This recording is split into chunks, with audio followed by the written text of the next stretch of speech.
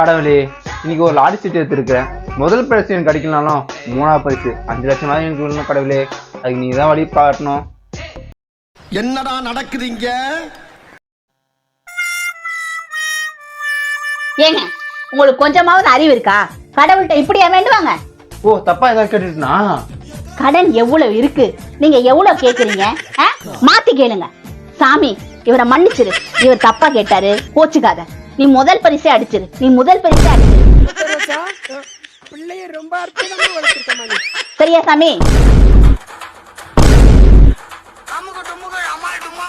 இப்படி கேட்கணும் சாமி கிட்ட. இப்படியா 3வது பரிசு கொடுன்னு கேட்கணும். சாமி எல்லாம் செஞ்சு போங்க போங்க, போய் வேலையை பாருங்க. போதும் சாமி கும்பிட்டது.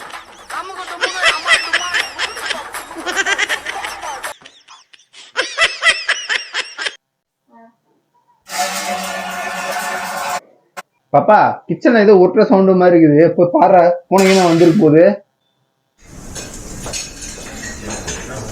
போடா பாப்பா, ஏதாவது போனீங்கன்னா தூக்கிட்டு போகுது. ஏங்க, நான் தான். ஏண்டி இவ்வளவு கத்து கத்தனால பூனை விட்டுதான்ட்டு நான் பூனைல ஏன்னு சொல்ல வேண்டியதானே?